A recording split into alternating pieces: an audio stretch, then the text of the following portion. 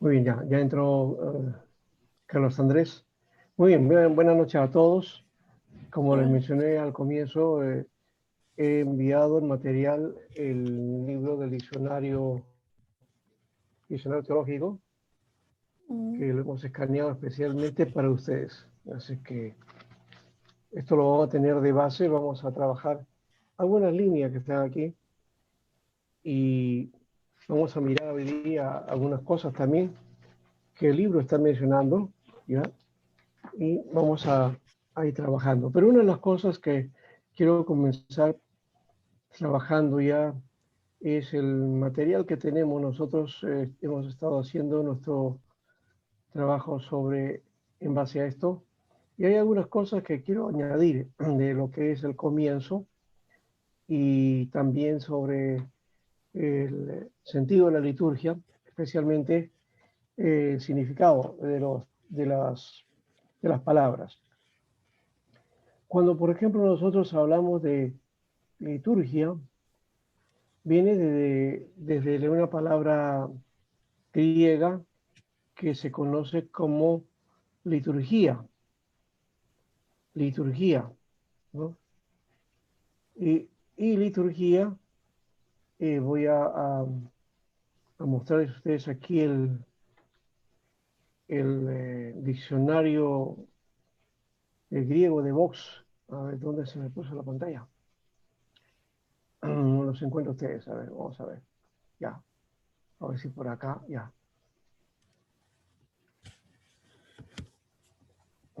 Ya, acá. Vamos a dejar esto un ratito y vamos a mirar este. Aquí justamente está la palabra liturgia, ¿no? Liturgia, entonces es servicio, ministerio, ayuda, ¿no? En especial de servicio o encargo público, desempeñado a costa propia, ¿no? Un servicio del culto es el ministerio sagrado, ¿no? Y en especial es el sacrificio. Bueno, cuando habla de sacrificio eucarístico, está hablando de una forma que se utiliza dentro de los cultos, especialmente del servicio católico y del servicio de la Iglesia Ortodoxa, ¿no? Que utilizan este elemento eucarístico en la liturgia o en lo que es la misa. Después hay dos palabritas más que aparecen aquí que tienen que ver con, la primera es litúrgicos, lo litúrgico que es que corresponde al servicio, ¿no? Al culto, al ministro o al servidor, ¿no? O aquel que está destinado al servicio, ¿no? Eso es lo litúrgico, ¿no? Eh, los aspectos litúrgicos es aquello que entonces se hace en el culto que tiene que ver con detalles correspondientes al culto mismo, ¿no? Eso es lo que deberíamos darle el significado cada vez que trabajamos las partes o eh, aspectos de la liturgia, porque la liturgia es todo. Algunos piensan que la liturgia solamente es el pacto, la parte de la alabanza, pero la liturgia es todo, todo el servicio. Y las partes que corresponden al servicio es lo litúrgico, ¿no? Aquello que es litúrgico. Entonces las oraciones, la lectura, el mensaje, eh, testimonios, oraciones, las ofrendas, ¿no? Todo esto es el aspecto que corresponde a la liturgia, ¿no? Eso es lo litúrgico, ¿no? Inclusive la Santa Cena también, y cuando se hace bautismo, que también es un elemento que está dentro de la liturgia. Y liturgos se viene a ser el que presta servicio, es el servidor, ayudador o ministro, ¿no? ¿No? Ministro del culto, es el litúrgicos, o liturgos, perdón, liturgos, liturgos. Ya me acuerdo de un amigo que justamente se llamaba Licurgo, y Licurgo viene de Licurgos, ¿no? Licurgos, ¿ya? Liturgos. Entonces, es la idea licurgo está en relación con lo de la adoración.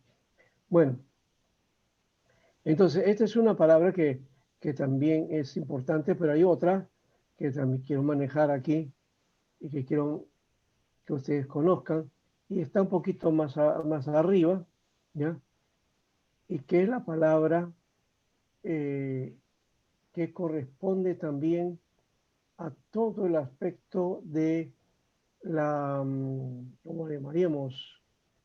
La parte de lo que es la adoración, está la tría o la trigma, ¿ya? Que también entonces servicio, culto religioso, adoración, ¿no? ¿Ya? Especialmente es la palabra aquí, la tría, ¿ya? Que de paso en la concepción teológica que la Iglesia Católica maneja, la tría es el acto que se le da a Dios, ¿no? La tría es el acto de adoración que solamente se le rinde a Dios, ¿no? Porque para ellos hay tres tipos de servicio, de alguna manera, ¿no?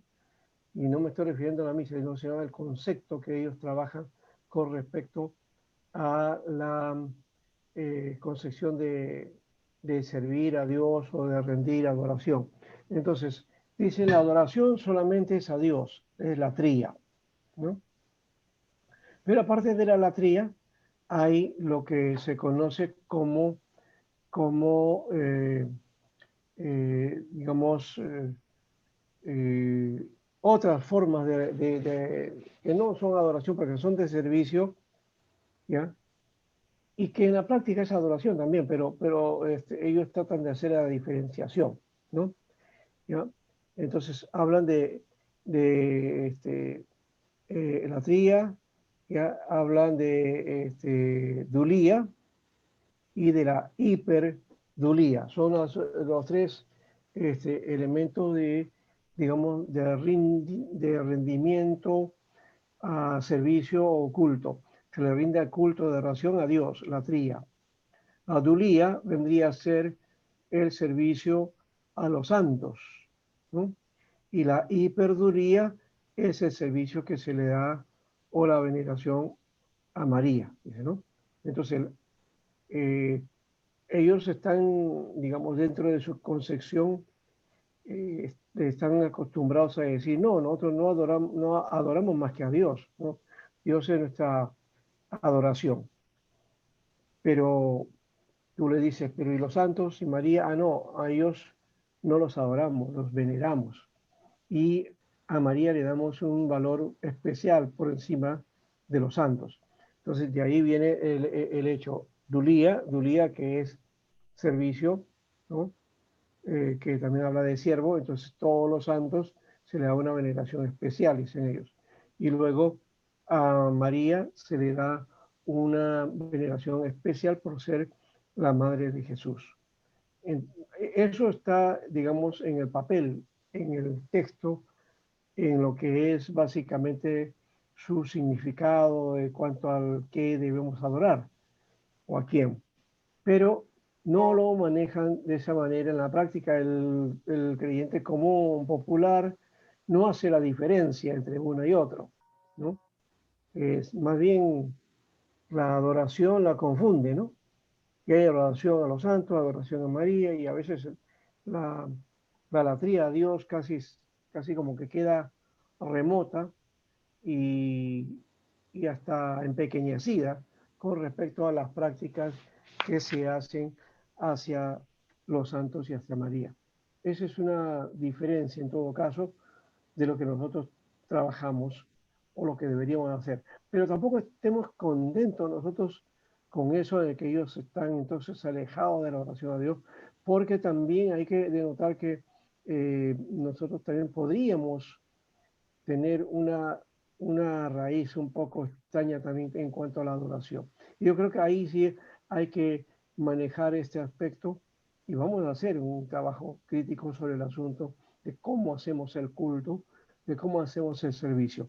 Si realmente rendimos abodá a Dios, es decir, adoración, o latría en griego, ¿no? Abodá en hebreo, latría en griego. En todo caso, lateión, que es adoración, ese lateión necesita ser entonces encauzado en el verdadero sentido de a quién se rinde el culto. Y la Biblia básicamente nos menciona el hecho de que el culto es a Dios. De hecho, que no hay una diferenciación en eso. No podemos rendir culto a nadie más. Eso va desde el Antiguo Testamento, ¿no? Y de hecho, aquí el material que yo les he indicado, este material habla justamente de esta manera, ¿no? El Dios que es adorado, ¿no? El Dios que es adorado, ¿no? Y trabaja desde el comienzo. El Dios viviente, ¿no? Es el que destaca en el contexto del culto, ¿no? Y ahí está justamente un texto bíblico. Cuanto más la sangre de Cristo, que por el Espíritu Eterno se ofreció a sí mismo sin tacha a Dios, purificará de las obras muertas nuestra conciencia para rendir culto. Ahí está la palabra, latrien o latrien, para rendir culto al Dios vivo. Hebreos 9:14. ¿Ya? Eso está en la Biblia de Jerusalén. Vamos a mirar, yo tengo la Biblia versión contemporánea. Vamos a trabajar ahí a ver qué cosa nos dice entonces Hebreos en nuestras versiones, ¿no? Muy bien. Hebreos capítulo 9, versículo 14. Si alguno tiene la Reina Valera 60 también, si lo puede leer. Pero acá dice, cuanto más la sangre de Cristo, que por medio del Espíritu Eterno se ofreció a sí mismo y sin mancha, limpiará de obras muertas nuestra conciencia para que sirvamos al Dios vivo. Ahí está la palabra, servicio. ¿Ve? Eh, Jerusalén lo traduce como culto, ¿no? Pero ahí está servicio. Y sirvamos, algunos piensan que es, bueno, tengo que servir a Dios. Creo que en ese contexto trabaja, ¿no? Porque en la iglesia hay que servir a Dios, hay que servir a Dios, entonces estar en un ministerio, en una tarea, en un trabajo dentro de la iglesia. Eso es servir a Dios. Entonces, y uno podría decir, oh, acá entonces lo que nos está diciendo el texto de Hebreo es que debemos servir a Dios. Entonces yo no estoy sirviendo a Dios, solamente voy al culto, entonces no estoy sirviendo a Dios. No, creo que la versión de la Biblia de Jerusalén nos indica eh, el hecho de rendir culto, ¿no? Rendir culto implica en nuestra vida estar dispuesta en servicio a Dios, primero, dispuesto en el servicio, en el culto racional, ese culto que emana de la persona para con Dios, ¿no? Y luego viene entonces el culto en la iglesia, en la comunidad, y ahí sirvo al Señor. Y luego como consecuencia de que estoy rindiendo culto a Dios, entonces vienen los ministerios y viene el servicio. No al revés. Creo que ahí hay un error que tenemos dentro de las iglesias de creer que sirviendo a Dios en la evangelización, en el discipulado, en visitación, qué sé yo, entre los jóvenes, los niños, escuela dominical, ahí ya estoy sirviendo a Dios, ¿no? Si no hago eso, entonces no lo estoy sirviendo, no. El servicio tiene que ser primero mi vida delante de Dios. Luego, el culto en la comunidad, el culto, servicio que rendimos a Dios, ¿no? Como iglesia. Y luego, como consecuencia de servir a Dios como iglesia, rendirle adoración, ¿no? De ahí surge entonces el servicio a las diferentes áreas de trabajo que la iglesia desarrolla. Y aún si no tuviéramos eso, también tiene que ver con nuestro trabajo, nuestra tarea en la familia, nuestro, todo aquello que de alguna manera tiene que ver con nuestra vida, ¿no? Y en mi actitud de servir a Dios en todo momento, de estar dispuesto, porque mi vida está dispuesta a Dios, mi vida está rendida a Dios. El rendimiento a Dios no es solamente un acto de día domingo, ni tampoco un acto de servicio en una área de la iglesia. Rendir a Dios la vida implica estar dispuesto las 24 horas del día, nuestra vida rendida a Él. Ese es el sentido, ¿correcto? Ahora, este mismo pensamiento aparece también en 11.6, vamos a ver, ¿no? Dice aquí que el que se acerca a Dios, es necesario que el que se acerca a Dios ya crea que le haya, ¿no? Ese es el asunto del aspecto de la fe también, porque sin fe es imposible agradar a Dios. A ver, 11.6.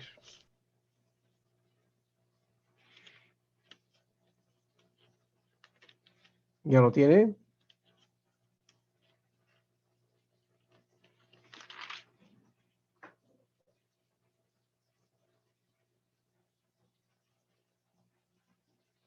¿Me están escuchando, no? Sí, profe, ¿cuál dijo? Hechos 5, Hechos El 15. versículo 6. Ay, Dios mío. Se fue. Hechos 15. ¿Ya? Dice, sin fe es imposible agradar a Dios porque es necesario que el que se acerca a Dios crea que Él existe y que sabe recompensar a quienes lo buscan, ¿no?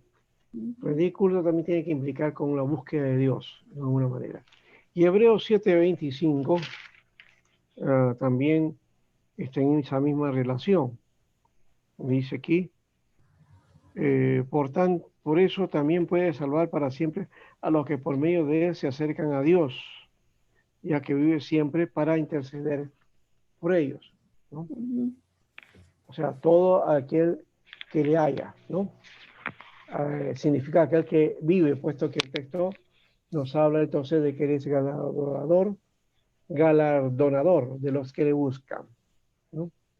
Bien, entonces ahí hay una implicancia con respecto a eso, ¿no?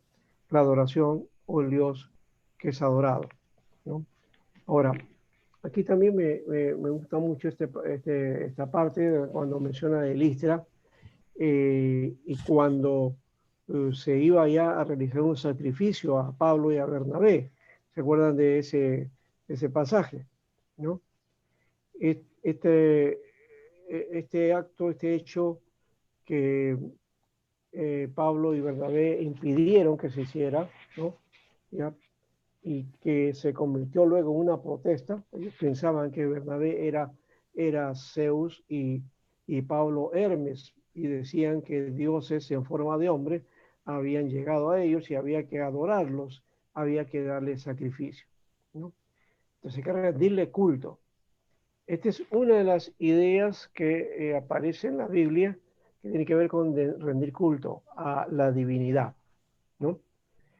Y cómo ese concepto es el que debemos tener ahora, digamos, dentro de nuestra práctica de fe, ¿no? Aunque ahí era una adoración o sacrificio a la divinidad o a lo que era el concepto pagano que tenían ellos, ¿no? Pero el sentido del sacrificio es el mismo, ¿no? Solo que el objeto de adoración es diferente. ¿Me dejo entender? ¿No? Entonces uno puede estar adorando ídolos, adorando, es lo mismo, y adorar a Dios también viene a ser el mismo significado, pero hay una diferencia entre adorar ídolos, adorar a estos dioses, que adorar al Dios vivo. Hay una diferencia, ¿no? En el sentido de a quién lo estoy haciendo, y esa adoración a quien estoy haciendo me va entonces también a dar una identificación con aquel ser a que estoy adorando. Yo me identifico y él también se identifica, o sea, su imagen, su proyección la hace en mí, ¿no? Y ahí está, creo, una diferencia abismal, ¿no? En donde el que adora a Dios, entonces la imagen de Dios va a manifestarse en su vida, ¿no? El que adora ídolos, ya, entonces se va a convertir en qué cosa, en lo que el ídolo es, ¿no? ¿Ya? Entonces ahí se dan cuenta por qué el motivo, el asunto de la adoración, ¿no? De acuerdo a quién adoramos, tal tal es la manifestación nuestra, que es lo que somos, ¿correcto? Pero si nuestra manifestación solamente tiene sentido religioso, vamos a ser religiosos. Sí, pues. Si tenemos una adoración a un determinado personaje, nuestra imagen va a ser ese personaje. Nos mimetizamos en alguna manera, ¿ya? Y si es a Dios y por medio de Jesús, entonces la imagen de Jesús se va a ir mostrando en nosotros, en nuestros actos, en nuestra conducta. ¿Correcto? Entonces, ahí hay un elemento fundamental, muy importante, de por qué entonces hacemos adoración a Dios. Esa concepción que le estoy mencionando, voy a tratar de repente de escribirlo para quedarlo ahí, pero sobre todo, eh, quiero que lo entiendan, ¿no? Que entiendan ese elemento y que lo continúen dentro de su tarea y dentro de la enseñanza también y dentro de sus prácticas, porque es muy importante trabajar ese aspecto también, ¿no? Ujú. No sé si alguien me ha mandado algo, creo que sí hay un chat. Sí. Ajá, claro. Bien, Carlos, claro. Dios no prueba la adoración de índole solo espiritual y personalista concentrado en el templo. Si la adoración proyectada en la comunidad, sí, la adoración proyectada en la comunidad y el ejercicio mutual de bien con la sociedad. Claro, sino que lo que estamos mencionando es que la adoración o el servicio a Dios empieza en mi relación con Dios. Eso creo que es lo que se sobreentiende, ¿verdad? Empieza con la relación con Dios. Por eso dice, no os transforméis o no tomen la forma de este mundo, sino transformados por la renovación de vuestro entendimiento para entender la voluntad de Dios y perfecta, ¿no? Pero dice que entreguemos nuestros cuerpos en sacrificio vivo, agradable a Dios, que es nuestro culto racional. Eso es lo primero. Entonces, hay una necesidad de entrega, de disposición, ¿no? Dispuesto para Dios. Luego entonces entramos al cuerpo de Cristo. En el cuerpo de Cristo nos manifestamos como comunidad y adoramos a Dios como comunidad, ¿no? Y luego hacemos el servicio, la expresión de nuestro amor al prójimo, el servicio, ¿no? Expresión amor al prójimo, que implica entonces esa tarea de servir al Señor en diversas áreas, en diversas cosas. ¿Ve? Pero está ligado a que yo esté adorando a Dios, que el elemento de culto esté presente ahí, ¿no? No estoy dejando de lado el asunto del culto en sí mismo, sino que a veces el culto en sí mismo, muchas veces lo hemos convertido solamente en una cuestión religiosa, al igual que se hace en la misa. Y entonces vamos al culto solamente por una cuestión de rutina o de una cuestión de costumbre y le perdemos el sentido.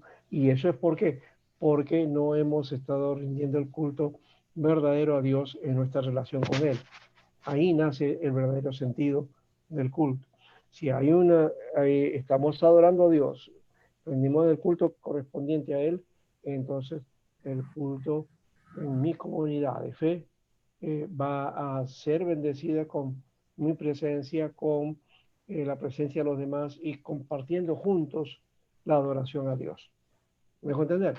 Eso creo que es claro ahí, ¿no? Entonces no existe un, una adoración individual a Dios, ¿no? No existe, eh, existe una relación con Dios, una íntima relación que nos lleva a esa adoración, pero que nos une a la comunidad de fe. Y esa comunidad de fe se expresa entonces en diferentes áreas para impactar al mundo, ¿no? Bien, pero entonces seguimos aquí eh, en Hechos 14, y habla de este asunto, de que debemos de dejar esas vanidades para convertirnos al Dios vivo. Esa es la idea. Es decir, la adoración a estos conceptos de adoración, a estas divinidades, eran vanidad, ¿no? Eran vanidad, ¿no? Porque era vano porque no son, no tiene peso, no tiene sustancia, ¿no? Eh, entonces, ellos llaman a una conversión ¿ya? Y esa llamado de conversión antes de que se empiece el culto pagano hace que la gente se convierta y entonces empieza el culto cristiano, ¿no? En la conversión, en el traspasar de una actitud hacia la adoración, hacia otro objeto, y ahora te vuelves a Dios verdadero, entonces ahí aparece el culto cristiano, ¿no? Eh, entonces hay un contraste, ¿no? Entre esa adoración a imágenes o a representaciones divinas, eso es vanidad, y el adorar a Dios es adorar al Dios vivo, ¿no? En todo caso, podríamos hablar, ¿no?, de los dioses muertos y del Dios vivo, ¿no? Muy bien, entonces aquí creo que ese es un elemento importante de notar, ¿no? Dios entonces es el objeto de adoración, ¿no? Y que necesitamos en conjunto como comunidad, pero que empieza en mi relación, ¿no? Eso debe ser necesario tomarlo en cuenta. La relación con Dios, si bien es cada uno en forma frente a Dios, pero no debe ser individualista, o sea, no debe ser una experiencia que nos aísle de la comunidad, sino nos relaciona con la comunidad de fe, ¿no? Muy bien. Ahora vamos entonces con este aspecto, ahí trabajando entonces nuestro material. Y aquí tenemos nosotros algo que tiene que ver entonces con la práctica del culto a la historia de la iglesia. En esto vamos a mirar nosotros la práctica del culto en la historia de la iglesia, el culto en la iglesia primitiva. La iglesia primitiva, como ustedes saben, comienza después en Pentecostés, ¿no? Empieza toda la tarea del movimiento.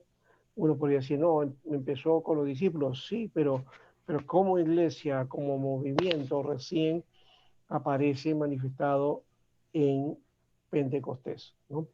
O en toda la predicación que va a dar posterior a ese acto o a esa investidura de poder que viene de lo alto y que hace que la iglesia pueda tener presencia dentro de su sociedad. Dentro de la iglesia primitiva, desde el año 30, vamos a poner, o 33, por ahí más o menos, podemos hablar de que a esta iglesia hay una iglesia que se le conoce como iglesia apostólica o el concepto, ¿no? Es decir, a la iglesia que estuvo influenciada por los apóstoles, ¿no? Desde los que quedaron entonces para guiar al rebaño, ¿no? ¿Cuál era el concepto que tenía esta iglesia? Ya dijimos, había una influencia sinagogal. ¿Por qué? Porque tenían el contexto hebreo, ¿no? El contexto hebreo, la cultura, la religión hebrea era parte de su cosmovisión, ¿no? Su adoración a Dios tenía que ver con el templo y por eso los cristianos de la iglesia de Jerusalén guardaban el sábado, el Shabbat, ¿no? Rendían culto en el templo en sentido del sacrificio, de los sacrificios, porque el culto a Dios en esa época tenía que ver con sacrificios, ¿no? No se podía dar culto sin sacrificio, sin ofrenda, ¿no? Ese era un sentido que tenía el culto. Hoy día ya no ofrecemos sacrificio, ¿no? Claro, ese concepto ha quedado de alguna manera dentro de la Iglesia Católica con el culto que realizan ellos, porque en el culto ahí se hace un sacrificio, ¿no? No es cruento, pero es incruento, es decir, se hace no solamente memoria del sacrificio de Jesús, sino que cada vez que se consagra, ¿no?, digamos, los elementos, ¿no?, para la Eucaristía, para la Cena del Señor, entonces ellos dicen que se convierte en el pan y la sangre de Cristo, literalmente, y están presentes. Por lo tanto, sacrifican a Jesús en cada misa, ¿no? Es el concepto del culto, propiamente de la antigüedad. Culto es eso, Ahora, por ese mismo motivo nos dicen que los protestantes, los evangélicos, no hacemos culto a Dios, porque en nuestros servicios no hay este sacrificio.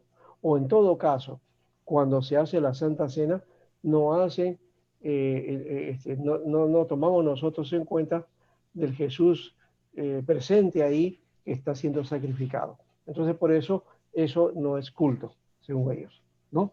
Bueno, cada uno tiene su concepción en cuanto a esto, pero el sentido del culto inicialmente ha cambiado hoy día. Ya no se necesita de ese sacrificio, por lo menos en un sentido como lo hace la Iglesia Católica. Lo que sí creo que está vigente es lo de Romanos 12, y por eso nosotros empezamos con ese sentido. Rendimos culto a Dios, sí hay sacrificio, sí hay sacrificio, sí hay sacrificio. Nuestra vida debe estar puesta en sacrificio a Dios. Es un elemento básico para el culto. Si nuestra vida no está rendida a Dios, entonces no hay culto. Por más que vayamos a la iglesia, por más que tengamos servicios ocultos o estar en los cultos de la iglesia, ¿no? Eso no nos inhibe, no nos impide, ¿verdad? Pero no es el elemento importante. O sea que yo puedo ir toda mi vida a la iglesia, todos los días al culto de la iglesia. Pero si mi vida no está puesta en sacrificio a Dios, todos esos cultos que he dado a Dios, o el tiempo que me dedico en ir al local de la iglesia para estar en los servicios, no tienen sentido si no está de por medio el sacrificio que le damos a Dios por medio de nuestra vida, de la entrega de nuestra vida en forma total. ¿Correcto? Muy bien, entonces, además de esto, la iglesia daba, se reunía el primer día de la semana, ¿no? Que era el día de la resurrección. Esta costumbre empieza con ellos, ¿no? Con esta iglesia al comienzo. Por eso dice que estaban en el templo y en las casas. El primer día se reunían en las casas, ¿ya? Se reunían para partir el pan en conmemoración de esa resurrección, ¿no? Sí había el elemento del partimiento del pan, es decir, la Santa Cena. Ahora, si era presencia sacrificial o no, ese es otro elemento que creo que no es el sentido que deberíamos plantearlo, porque no aparece en ningún texto ni aparece en ningún sentido esa condición, ¿no? Pero sí hay en la recordación, entonces, del sacrificio y de la resurrección, sobre todo, porque ellos lo que recordaban en la resurrección. Así que los primeros servicios de comunión no se centraban en la pasión del Señor, sino en su resurrección, ¿ya? Y en el hecho de que con ella se había abierto una nueva etapa, una nueva edad, un nuevo tiempo, ¿no? Una nueva era, por decir así, ¿no? ¿No? Claro, si hablo de una nueva era, de repente algunos dirán, bueno, la nueva era es una secta, ¿no? O cuando hablamos de el nuevo orden mundial, ¿no? Bueno, el nuevo orden mundial apareció con Jesús en realidad, ¿no? La nueva visión universal, si se quiere también, ¿no? Bueno, Justo González menciona ese aspecto y he añadido algunas cosillas por ahí con respecto a este asunto del rendir el culto en el templo, que es los sacrificios, ¿no? Ahora, posteriormente, en el ministerio o en la misión a los gentiles, surge otro carácter del culto, que ahí está Romanos 12, que habíamos dicho, y la iglesia se desarrolla en la gentilidad, ¿ya? Y el énfasis del servicio cultual es entregar la vida en sacrificio vivo, ¿no? Una entrega cultual que tiene que ver con la vida como servicio, en contraste con los sacrificios paganos que pedían ofrendas y holocaustos sin compromiso, ¿no? Y aún creo que el templo también implicaba entrega de la vida, ¿no? Disposición para Dios.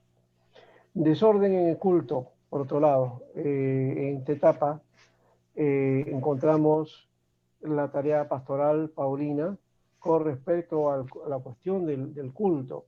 Y creo que esto sí lo vamos a trabajar un poco, detenernos de repente en ese aspecto, porque es necesario trabajarlo para que podamos mirar el verdadero sentido de lo que es ese culto para Dios en la iglesia de aquella época, ¿no? Eh, Creo que de paso la forma de adoración a Dios en algún momento en la iglesia había, había causado dificultades, ¿no? En todo caso, había habido algunas cuestiones que nos llevan a nosotros a mirar cómo también el contexto, las situaciones, la costumbre que afectaba de alguna manera ese sentido del verdadero culto a Dios, ¿no? Pablo, cuando recibe informes de la iglesia de Corintio, ¿no? Recibe dentro de varias de las cosas que él recibe en cuanto a preguntas y cuestionamientos que se hacían, ¿ya? Y qué debía de hacer. Entonces llega el informe a Pablo. Uno de ellos es el sentido del culto. ¿Cómo se rinde culto a Dios? ¿Y cuál es el sentido? Y parece que en Corintio había un desorden, ¿no? En el culto, ¿ya? Un desorden y que no había sido enseñado por Pablo, o la forma del servicio, entonces se llevaba a otro sentido que no era el propósito original, ¿no? Se habían desvirtuado, ¿no? Se había pervertido el sentido y también el propósito, ¿no? Y Pablo por eso trata del problema del desorden, y eso está en el capítulo, desde el capítulo 11 aparece ahí con el problema de la Santa Cena, ¿no?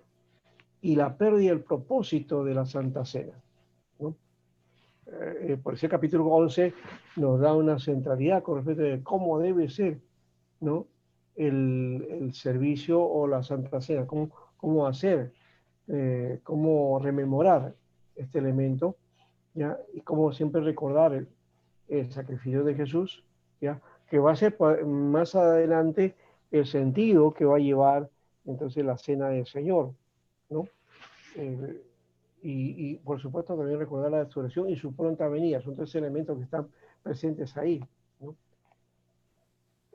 Parece que la iglesia de Corintio no había entendido eso y cada uno hacía, esto lo hacían en una costumbre que tenían ellos que se conocía como el ágape. El ágape era una digamos, cena, una gran comida, un gran tiempo de convivio, ¿no? Es decir, estar compartiendo, ¿no? Viandas, compartiendo los alimentos. Y dentro de eso se compartía entonces la cena del Señor, ¿no? Y parece que por ahí había dificultades porque en la iglesia de Corinto pues había tenido divisiones, ¿no? De partidos o grupos, y estaban bien marcados. Por eso que algunos dicen que traían sus viandas, lo compartían con algunos y otros no comían, ¿no? Y otros se adelantaban y otros esperaban. Y algunos tomaban las copas y también dice la Biblia que se emborrachaban o se embriagaban. Entonces había cambiado el sentido de aquello que era esta cena del Señor. Entonces desde ahí miramos nosotros que se había roto el sentido y propósito del culto en sí mismo, ¿no? Entonces Pablo indica ahí, bueno, si ustedes quieren comer, pues vayan, coman en su casa. Y prohíbe luego esa práctica del ágape porque se había distorsionado el sentido del propósito final. Ahora, no sé si a partir de todo eso es que se va convirtiendo ya en una cuestión más ritual, ceremonial, la cena del Señor y el culto, y luego para participar de la cena, entonces las iglesias como que se preparan, ¿no? Hacen ayuno inclusive, ¿no? Hay vigilias o ayunos previo a la cena, ¿no? Todo lo contrario a lo que la iglesia en el comienzo tenía y compartía. Creo que no fue solamente la iglesia de Corintio, por si acaso, esta costumbre ya venía desde la iglesia de Jerusalén, dice que ellos compartían, ¿no? Todo, ¿ya? Y compartían también el pan, entonces habla de comida, y la comida también entonces se departía. Entonces era una costumbre, y se había hecho entonces el servicio con las viandas y con la comida que después se compartía unos a otros, ¿ya? Y eso era bonito, ese agape era muy bonito, no sé si se puede repetir. Yo he visto a un pastor amigo mío, profesor nuestro, que nos compartió que en algunas oportunidades en su iglesia la cena lo hacía como un acontecimiento especial, como una especie de fiesta, ¿no? Y él determinó que los hermanos trajeran viandas, platos para compartir todos, ¿no? Y comían juntos y luego de terminada la comida, entonces se hacía la cena del Señor, ¿no? El significado, el simbolismo es muy hermoso que tiene que ver con la comunión, ¿no? Lastimosamente, Corinto pues no es símbolo de comunión, es un símbolo de división, ¿no? De malestar, de falsos maestros, de líderes que están interesados cada uno en su liderazgo, ¿no? Esa es la idea que plantea Pablo, o por lo menos la carta nos demuestra que hay ese elemento. Y Pablo ataca eso para ordenar esta parte del culto. Pero para esto entonces está el aspecto del capítulo 13, que parece que era el fundamento que faltaba dentro del servicio a Dios. Era la falta del amor, ¿no? Así que, así como hemos dicho que hay el sacrificio, la disposición de estar en sacrificio a Dios, también como parte central de la vida cristiana está el amor. Y sin amor tampoco hay culto. Sin amor no hay servicio a Dios. Y no hay servicio al prójimo. Entonces la falta del amor hace que haya ese desorden y haya esa distorsión, la falta de la práctica del amor.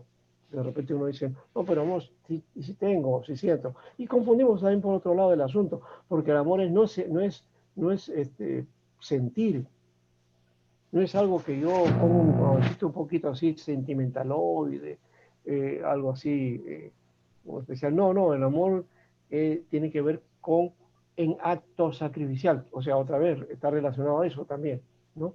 Estar dispuesto a entrega, ¿no? Entonces el amor implica eso, y por eso capítulo 13 es el elemento que nos lleva ahí. Algunos dirán, bueno, el capítulo 11 y 12 a llegar al amor después otra vez al culto. No, en realidad Pablo está hablando de todo un elemento que está alrededor del culto cristiano, del 12, 11, 12, 13. Lo se habla también del cuerpo de Cristo, de cómo servimos a Dios, ¿no? El capítulo, y cómo se manifiestan los dones también, ¿no? En el capítulo 14, ahí hace ya una especificación, ¿no? De cómo los dones, especialmente de ciertos dones que se manifestaban en el culto, habían sido mal utilizados, mal interpretados, ¿ya? Y mal usados, ¿no? Y aquí vemos ese abuso de la práctica de los dones.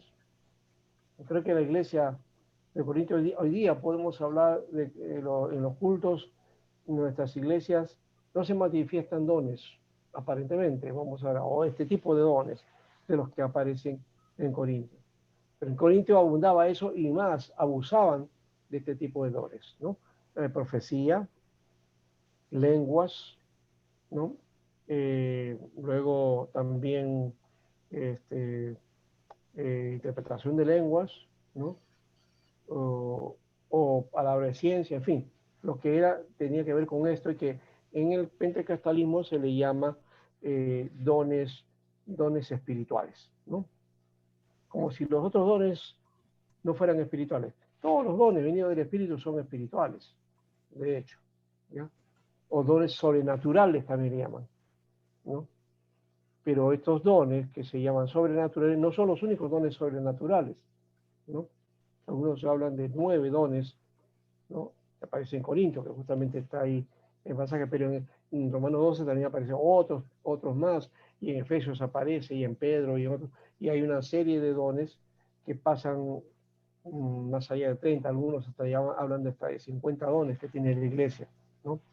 En fin, los dones son entonces las herramientas que Dios nos pone y nos da para el uso del servicio a Dios, ¿no? Y entonces aquí se plantea no sé si vamos a trabajar en este caso, vamos a mirar el texto un poquito, a ver si vamos en el tiempo también para ir avanzando, porque no es el único punto que tenemos aquí. Estamos bien. Ya. Entonces, yendo a esto, vamos a ir a Hechos 14. Quiero básicamente trabajar este aspecto para que ordenemos específicamente el asunto del desorden cultural. Si alguien quiere intervenir, por si acaso, puede hacerlo, ya que es abierto el asunto, así como hizo la intervención Carlos en el chat, ¿no?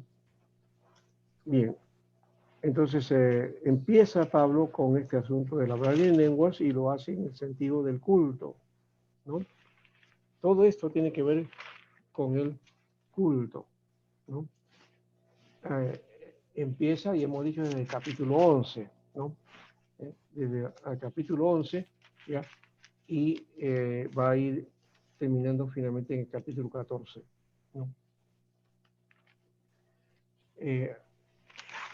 Creo que una de las cosas que plantea acá dice, procure los dones, dice, ¿no? Ya. Pero sobre todo el de profecía, dice. Y comienza por ahí a arrancar su tema, ¿no? Y dice profecía, ¿por qué la profecía aquí? ¿Ya? Y ahí su planteamiento, porque dice, porque que habla en lenguas extrañas le habla a Dios, pero no a los hombres. Y nadie le entiende, ¿no? Habla cosas del misterio, pero que si hay profecía, les habla a los demás para edificarlos, exhortarlos y consolarlos, porque la profecía es para eso, ¿no? Para edificación, consolación y exhortación, ¿no? La profecía, como estaba hablando, es hablar palabra de Dios, ¿no? Hablar en de o por de, en nombre de. No en la práctica de profecías como hoy día se hace, ¿no? Es predicción, ¿no? Sino en el sentido de la, eh, el dar palabra, ¿no? El dar palabra de Dios. Algunos por eso tendrán esto como que en el culto, entonces siempre debe haber palabra de Dios, y cada vez que se da un mensaje o un predicador del mensaje y abre la palabra, ahí está profetizando, ¿no? De alguna manera es cierto también, pero no es del todo así, ¿no? Ya es más bien hablar en nombre de, hablar en nombre de, ¿no? Y así que dice, yo quisiera que todos hablaran lenguas, pero más quisiera que profetizaran, porque profetizar es más importante que hablar en lenguas, a menos que el que las hable también las interprete, para que la iglesia sea edificada. Aquí Pablo no está, digamos, evadiendo o diciendo, miren, no hablen lenguas, sino que está hablando de que estas manifestaciones tienen su lugar, pero lo más importante es que siempre profeticemos. ¿Y profetizar qué cosa es? Denuncia de pecado, es anunciar qué cosa está mal y corregir y exhortar para animar a cambiar nuestra vida, a tomar una actitud diferente. Ese es el sentido de la profecía, ¿no? Y por eso él dice que hay que tener cuidado con este aspecto, ¿no?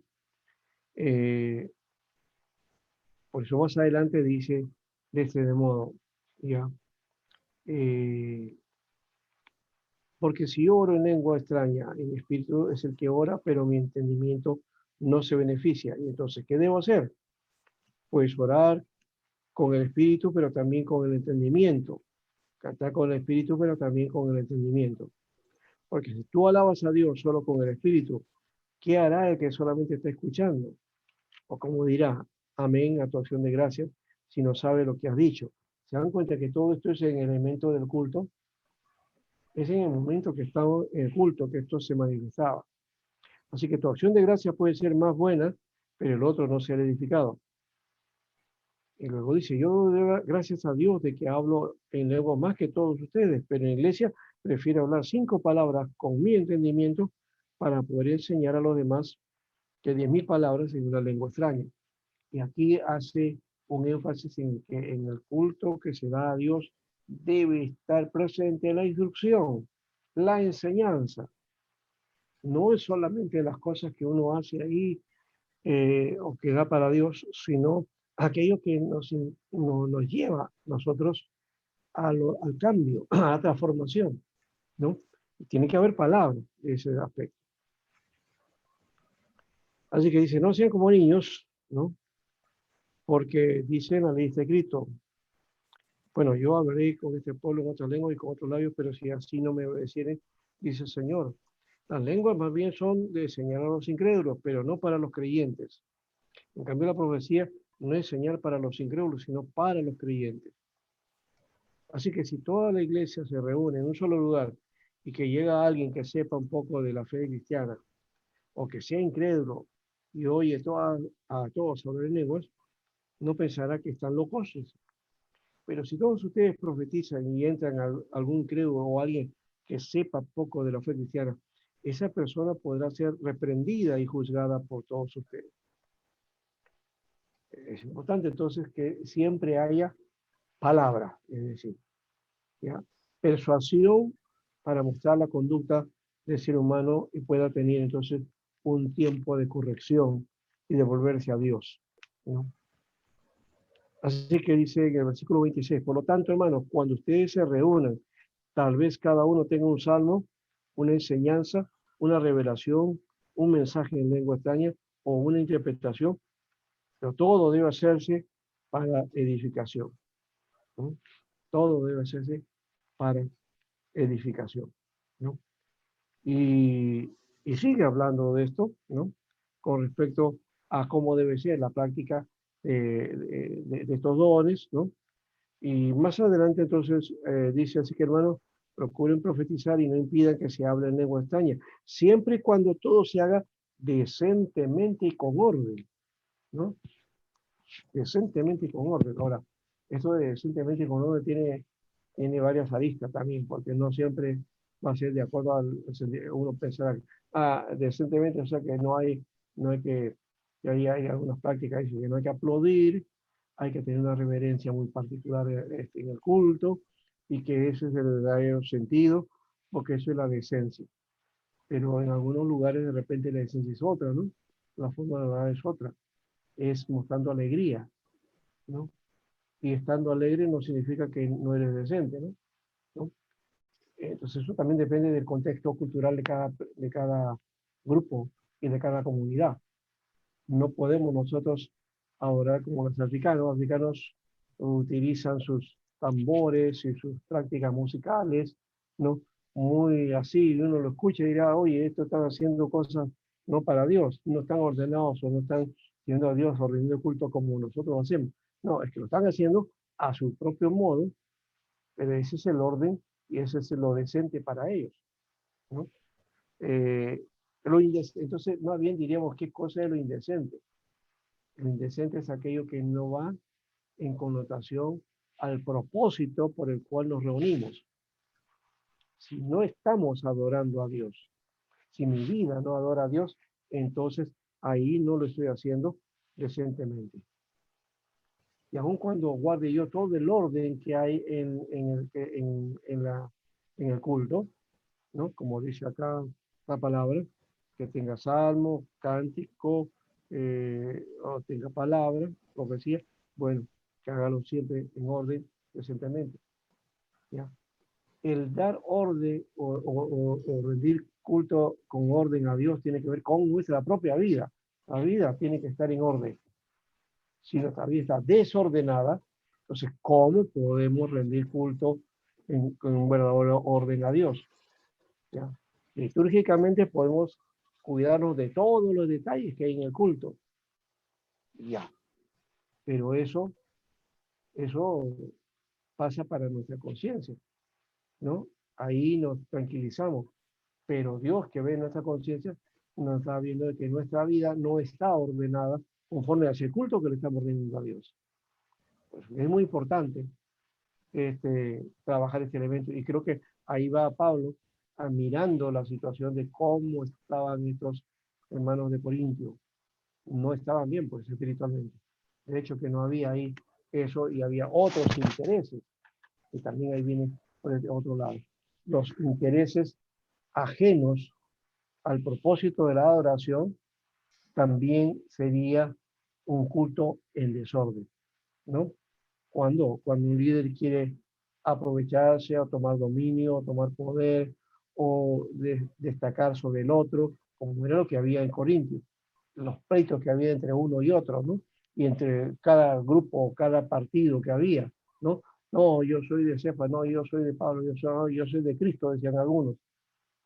Habían muchos con diferentes tendencias y cada uno enfrentados.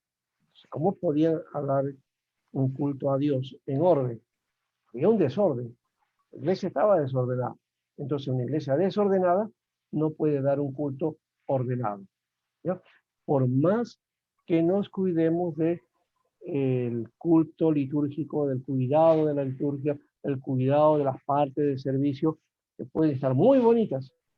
Aparentemente podemos servir eso excelentemente, pero la vida de la iglesia no, no está en concordancia con eso, o desdice ese culto hermoso que estamos rindiendo a Dios, ¿no? Entonces ahí tenemos que aplicar Isaías. Isaías 1 ese elemento ahí es clave para este aspecto, ¿no? No sé si quieran compartir aquí, pero para ir a la otra parte, tiene que ver entonces con la iglesia patrística antes de eso. A ver, ¿algo? ¿O seguimos no adelante?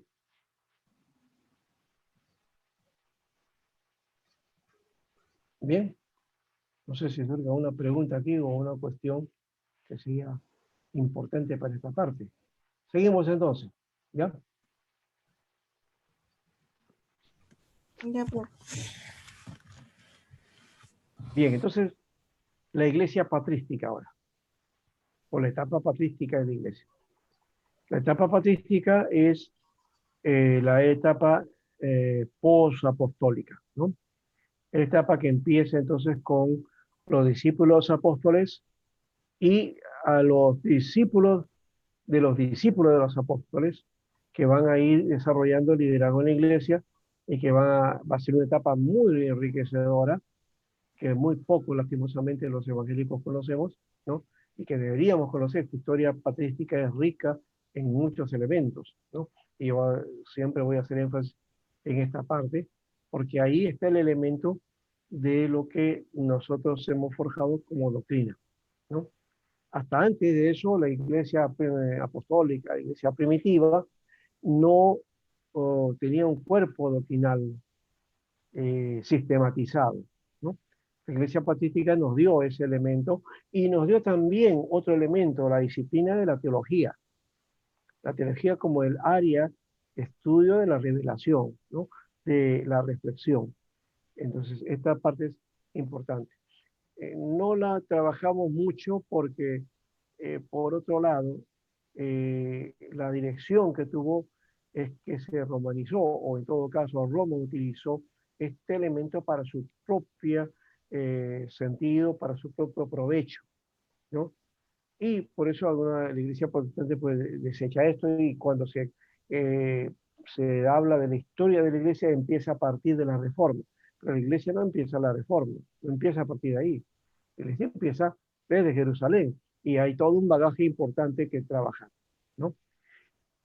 En medio de ese aspecto, ahí, y ya creo que en algún momento dividimos que la etapa patrística era los padres apostólicos, que eran los discípulos propiamente de los apóstoles. Después vino la parte de los padres apologetas o los defensores de la fe, donde viene la doctrina específicamente de los credos. Y luego la etapa de oro de los padres, ¿ya? Que es ya el que va a ir desarrollando entonces teologías y las doctrinas importantes que van a quedar en la iglesia y que van a forjar los líderes, los pensadores de la iglesia, ¿no? Agustín, ¿no? Crisóstomo y otros más, ¿no? Mismo Jerónimo y otros que van a ir trabajando esos elementos que van a quedar para la iglesia.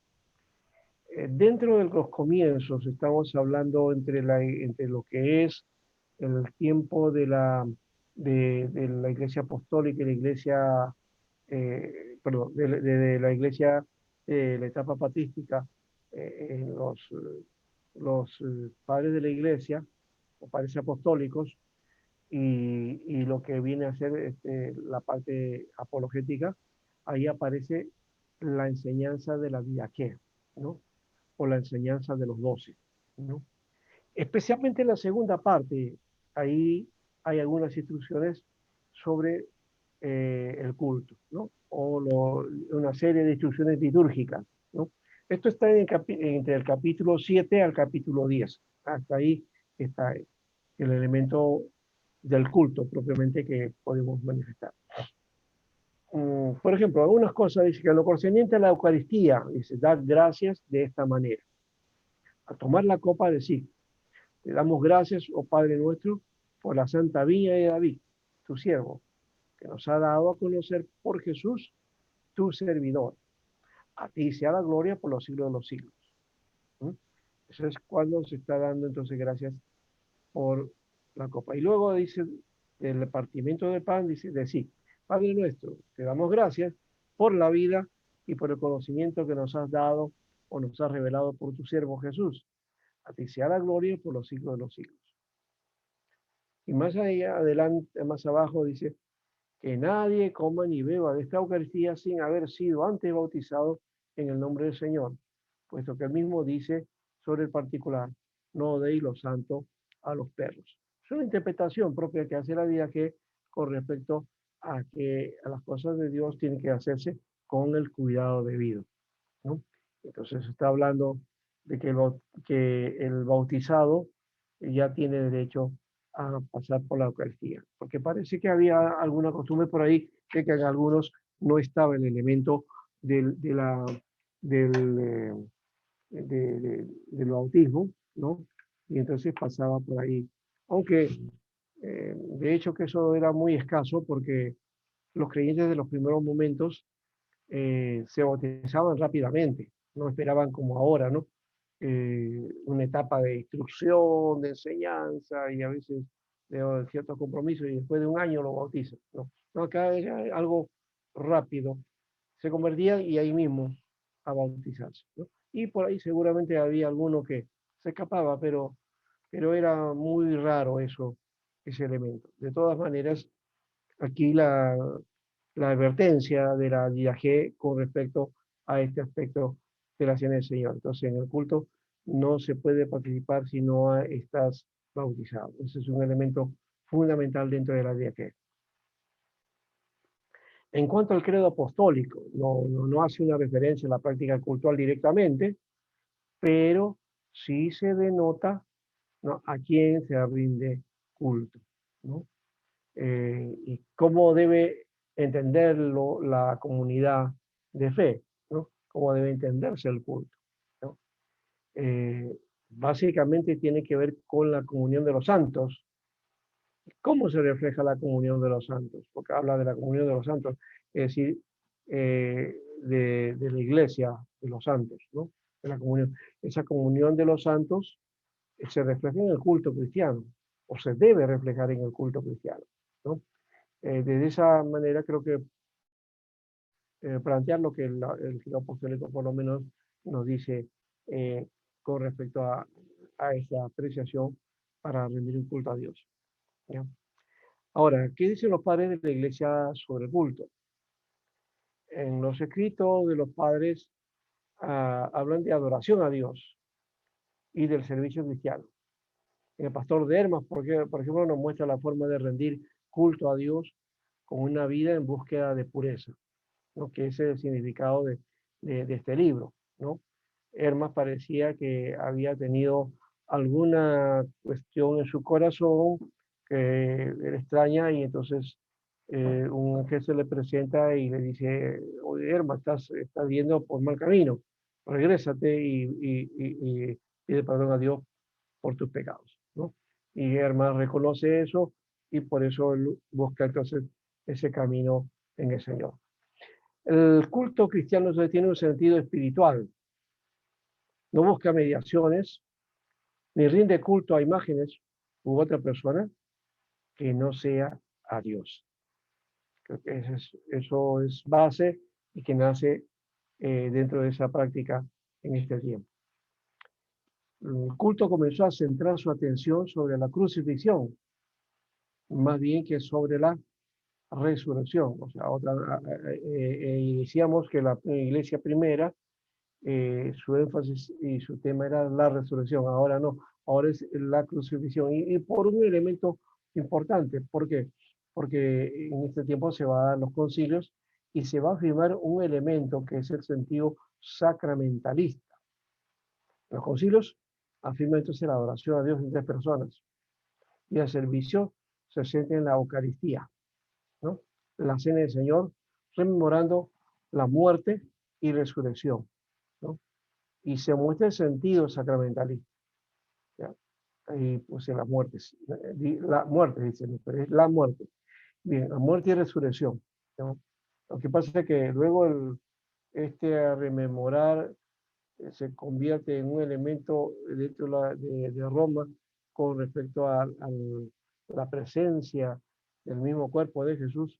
Y entonces ahí, cada vez que se hace este acto, está muriendo Jesús. O sea que hay varias muertes, ¿no? La muerte de Jesús manifestada en otras muertes de Jesús, ¿no? La muerte de Cristo cada vez que se hace la Eucaristía. Eso no tiene peso bíblico, lastimosamente, ¿no? ¿Por qué? Porque Hebreo dice que Jesús murió una sola vez y para siempre, ¿no?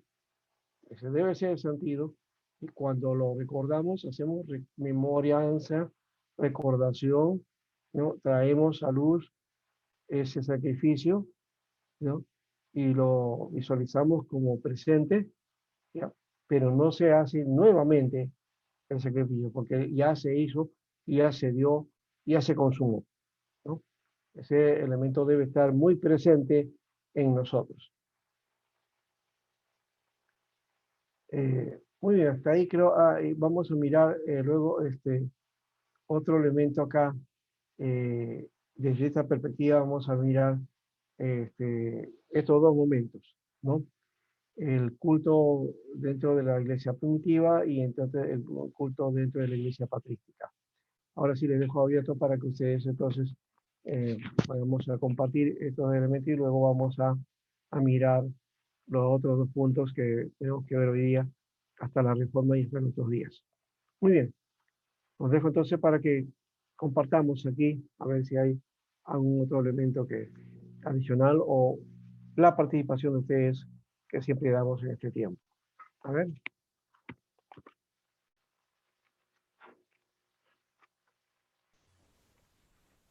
Pastor, la iglesia patrística, Ya. ¿a qué se refiere con la iglesia patrística?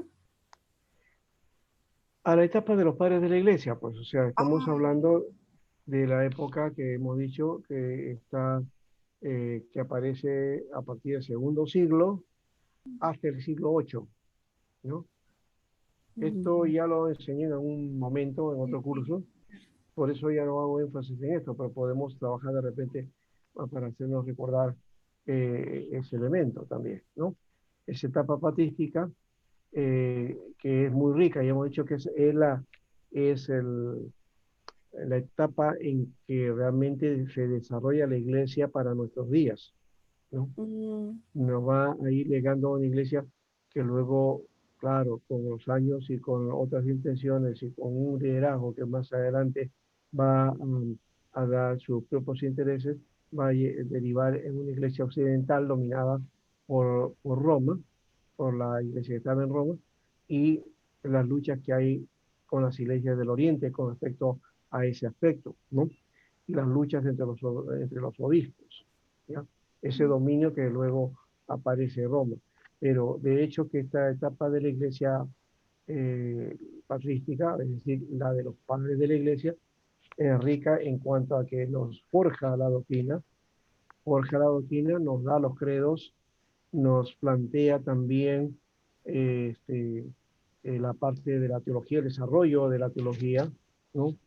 Y cómo se va a enfrentar las diferentes enseñanzas, y cómo diferenciar entre herejías y doctrina, que más adelante se va a llamar sana doctrina, ¿no? Entonces, esa etapa es fundamental, importante por ese motivo, ¿ya? Ujú. Porque va a desarrollar ese elemento, ¿no?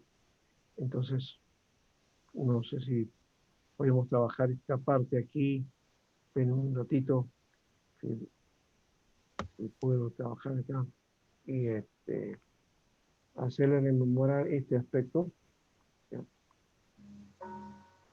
Entonces, hay tres, dijimos también que hay tres etapas de este tiempo, de esta etapa de los padres de la iglesia, hay tres partes, digamos así, ¿ya? Tres partes. Esas tres partes son la de los padres apostólicos, los padres apologetas y la etapa de la, eh, de los padres, la etapa de los padres, la etapa de oro de los padres propiamente, ¿no? En eso está esta tarea, ¿no? Por aquí creo que se lo voy a mostrar a ustedes. Acá no. Lo voy a trabajar un ratito para que lo vean ustedes y puedan recordar esta parte dentro de la iglesia, esta historia de la iglesia. Cuando ya lo tenga por aquí, se lo voy a mostrar, se lo voy a dar a ustedes para que recuerden que no deben olvidarse esta parte porque es base, ¿ya? Muy bien. Ahora vamos acá.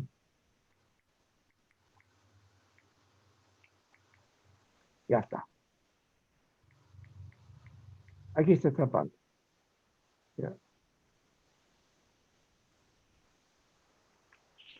La etapa está el cristianismo primitivo, la etapa patrística, la patrología y los padres de la iglesia. Estos son conceptos que son básicamente, la patrística es la teología y todo lo que desarrolla.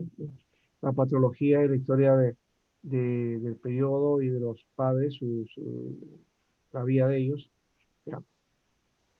Y acá está, ¿no? Las tres categorías: padres apostólicos, padres antinicenos o padres postnicenos. También es una forma, pero yo básicamente utilizo esta de aquí. Me gusta más esta parte de acá, ¿no? ¿Ya? Ahí esa parte es los padres apostólicos, siglo primero, segundo, padres apologistas, segundo y tercero, y la edad de oro de los padres, siglo cuatro hasta el siglo ocho. Y esto está dividido en padres orientales o griegos o padres occidentales o latinos, ¿no? Es la parte, en esta parte van a desarrollarse los concilios. Por eso decimos que los concilios nos van a dar entonces este, lo que llamamos um, eh, la doctrina propia que la iglesia viene desarrollando, ¿no? Muy bien, solamente es para recordatorio nada más, ¿no? ¿Alguna otra cosa más? A ver si Carlos, creo que José se fue, ¿no? Los dos José se fueron. Pastor, Sí. si quería preguntar algo. Algo en referente a la patrística, ¿no? Que usted estaba Ujú. mencionando hace un momento. ¿Cómo es que estoy leyendo un poco sobre el tema de la pastoral, ¿no? La pastoral Ya. dentro de la iglesia, dentro de la patrística y los primeros años de la iglesia, fue un tema de relevancia, ¿no? Pero en el Ujú. transcurso del tiempo se fue perdiendo, sobre todo en la Edad Media. con la Iglesia Sí. Católica, cuando la Iglesia se institucionaliza, usted ha mencionado eso. Ujú, Pero ese sesgo, a pesar de toda la reforma que Lutero puede haber provocado para regresar ese sacerdocio a los, a los creyentes, lamentablemente dentro de las iglesias evangélicas tenemos todavía esa cola o ese sesgo del catolicismo, ¿no?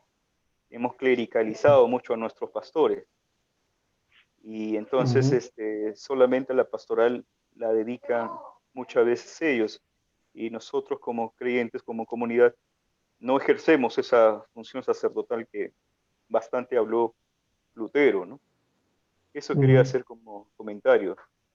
En todo caso, ¿cómo podríamos promover esa renovación? Bueno, yo entiendo que hay muchos elementos que todavía el protestantismo en Latinoamérica, por lo menos yo entiendo esto, y había que analizar un poquito más la reforma y sus consecuencias en Europa con respecto también para demostrar a ver si ha habido este rasgo o no, pero por lo menos en Latinoamérica ese anticatolicismo que aparentemente, entre comillas, tiene la iglesia evangélica a partir de los misioneros americanos, ¿no? Porque ellos trajeron ese anticatolicismo, nos hace una reacción contra la iglesia católica, pero sin querer, queriendo guardamos ciertas costumbres que son propias de la religiosidad en Latinoamérica, que vienen del catolicismo de la Edad Media, ¿no? O que surgió en la Edad Media, ¿no?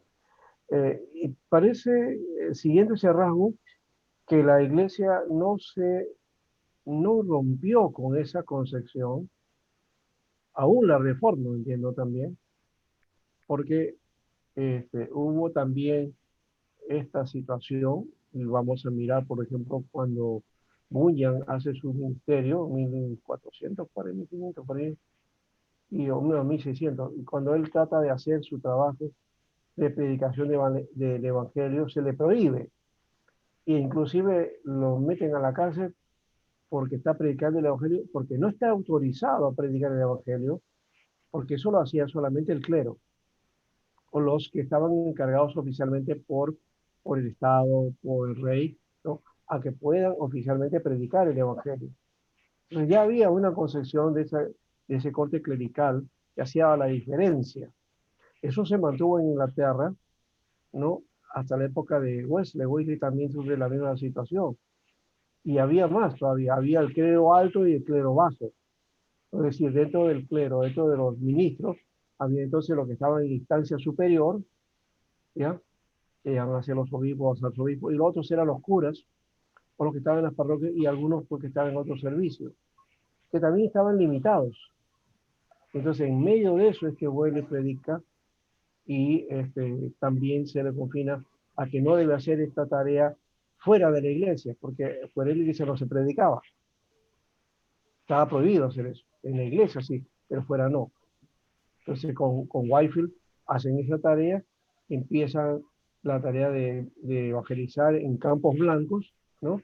Al aire libre, ¿ya? Y eso surge pues en un gran avivamiento en Inglaterra, ¿no? ¿No? Rompe con esa concepción y es la que se trae luego a Estados Unidos, ¿no? Pero otra vez Estados Unidos como que comete el mismo error y hace que sus clérigos o los pastores, entonces otra vez, ¿no? Como un especial grupo dentro de la iglesia y no ir dejando al laicado, ¿no? O al pueblo, ¿no? Como sumiso y no participante del servicio del que estamos hablando justamente, porque el servicio tenía que ver con un servicio pleno, ¿no? Donde debía todos participar, eso fue el inicio. Así que hay que retomar ese aspecto también del servicio a Dios, ¿eh? Que me parece que está roto y hoy día mucho más con esas corrientes apostólicas y de liderazgo muy fuerte, de ese cacicazgo que hay dentro de nuestras liderazgo en Latinoamérica, ¿no? El caudillismo muy fuerte que hace que el creyente también dependa ¿ya? Y la iglesia depende del líder en todas sus acciones, ¿no? Hasta en cómo votar, ¿no? ¿No? ¿Qué decidir, qué hacer, qué tomar cuando es el creyente que debe asumir su propia responsabilidad, claro, con el consejo pertinente, pero asumiendo su responsabilidad delante de Dios y tomar su decisión propia, ¿no? Eso creo que va en todo sentido. Empieza desde el culto, se manifiesta en el culto propiamente, pero se desarrolla en todos los rasgos de la vida. Eso hay que romper, esa concepción hay que romperla, ¿no? Es uno de los etapas que tenemos que ir cambiando dentro de la iglesia, el rostro que la iglesia debe tener con respecto a eso, y esa mirada dualista, pues, ¿no? Que es posible que eso también haga daño, ¿no?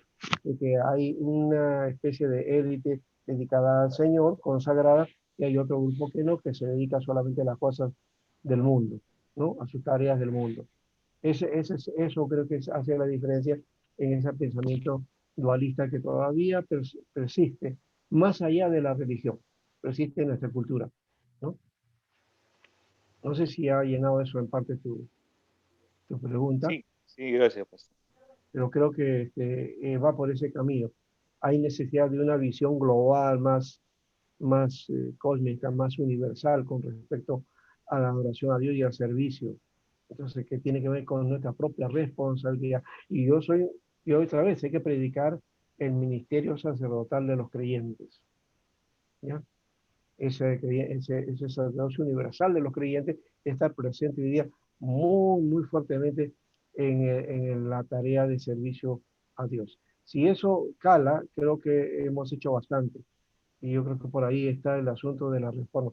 ¿Ha calado la reforma en Latinoamérica? Me parece que ahí hay mucho que hablar y decir porque me parece que no. No ha venido una iglesia reformada a América Latina con concepciones realmente. La iglesia evangélica está muy lejos de ser la iglesia que debe ser a nivel bíblico, a nivel de la palabra, ¿no? Nos falta mucho todavía por hacer, mucho.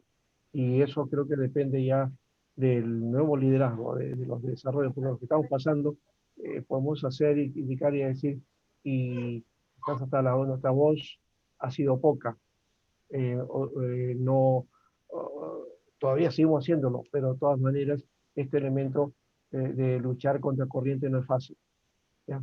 Pero necesitamos una iglesia que tenga esa visión, y una visión que apunte a ese aspecto y dejar de lado este tipo de costumbres que todavía nos han limitado como iglesia y que algunos aprovechan para su propio beneficio, lastimosamente, ¿no?